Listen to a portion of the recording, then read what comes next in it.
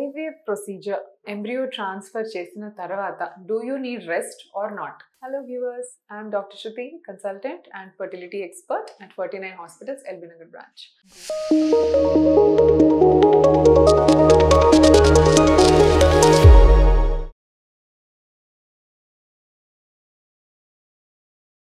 50% ఏమో రెస్ట్ తీసుకుంటే మంచిది కదా మేడం అంటారు. బట్ డాక్టర్స్ మేమేమంటాం, రెస్ట్ అవసరం లేదు అంటాం. సో ఈ డిబేట్ నడుస్తూనే ఉంటుంది అనమాట. So many studies, so many articles, చాలా డాక్టర్స్ ని, చాలా మంది ఎక్స్పర్ట్స్ ని కన్సల్ట్ అయ్యి అన్ని స్టడీస్ చూసిన తర్వాత ఎవరైతే యాక్టివ్ గా ఉన్నారో, ఎవరైతే కపుల్ యాక్టివ్ గా ఉన్నారో after embryo transfer, whoever women is active, వాళ్ళల్లో ప్రెగ్నెన్సీ రేట్స్ కొంచెం ఎక్కువ చూశారు than the ladies who are taking bed rest.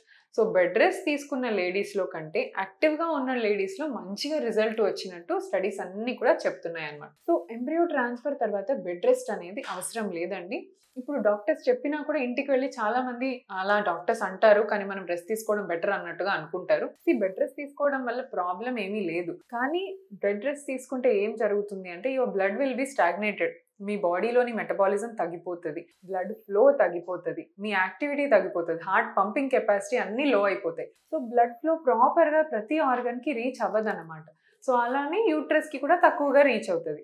So మనకి ఎంబ్రియో ఇంప్లాంట్ అవ్వాలంటే ఏం కావాలి? మంచి బ్లడ్ సప్లై కావాలి. సో మీరు హార్ట్కి రెస్ట్ ఇచ్చేసి, బాడీకి రెస్ట్ ఇచ్చేసి ఎంబ్రియో ఇంప్లాంట్ అవ్వాలంటే ఎలా జరుగుతుంది? సో అది పాసిబుల్ కాదు. దట్స్ వై యాక్టివ్గా అంటే మరీ ఎక్సర్సైజ్ చేయండి, రన్నింగ్ చేయండి, ఒలింపిక్స్కి వెళ్ళి అలా కాదండి. So what you have to do is, నార్మల్గా మీరు ఇంట్లో డే టు డే చేసుకునే వర్క్స్ చేసుకోవచ్చు. ఫర్ ఎగ్జాంపుల్ కుకింగ్ చేసుకోవచ్చు, లేకపోతే ఇంట్లో చిన్న చిన్న పనులు, మీరు వాష్రూమ్కి వెళ్ళటము అవన్నీ చేసుకోవచ్చు, నిల్చుని చేసుకునేవన్నీ చేసుకోవచ్చు. నాట్ హెవీ వర్క్స్ లైక్ బట్టలు ఉతకటము, గిన్నెలు వాష్ చేయటం, వంగి ఇల్లంతా తుడవటం, ఇలాంటి కొంచెం స్ట్రెస్ఫుల్ వర్క్స్ కాకుండా బిందెలు మోయటము, బకెట్స్ మోయటము, ఇలాంటివి అవాయిడ్ చేసుకోండి. And one more thing which you have to avoid is having intercourse with your husband. అంటే హస్బెండ్తో సెక్స్లో పాల్గొనడం మాత్రం అడ్వైజబుల్ కాదు, ఎందుకంటే ఎంబ్రియో డిస్టర్బ్ అయ్యే ఛాన్సెస్ ఎక్కువ ఉంటాయి ఆ ఫ్రిక్షనల్ మూమెంట్ వల్ల. నెక్స్ట్ వచ్చేసి లాంగ్ జర్నీస్ని అవాయిడ్ చేయమంటాం. So long journeys in the sense more than 3 hours, more than 4 hours తరపున జర్నీ చేసేది కొంచెం అవాయిడ్ చేస్తాం. Because we don't know roads ఎలా ఉంటాయో తెలీదు, చాలా బంపీ మూమెంట్ రావచ్చు, బంపీ రైడ్స్ ఉండొచ్చు, దానివల్ల ఎంబ్రియో షేక్ అయ్యి ఇంప్లాంట్ అయింది కూడా బయటికి వచ్చే ఛాన్స్ ఉంటుంది అనమాట. సో ఈ 3 things మాత్రమే మనం వద్దని చెప్తాం. మిగతా ఇంట్లో మెట్లు ఎక్కచ్చు, అండ్ ఇండియన్ టాయిలెట్ అంటే కింద కూర్చొని, కొంతమందికి వెస్టర్న్ ఉండకపోవచ్చు, వాళ్ళ ఇంట్లో ఇండియన్ టాయిలెట్స్ ఉంటాయి, ఇండియన్ టాయిలెట్ అయినా యూస్ చేసుకోవచ్చు.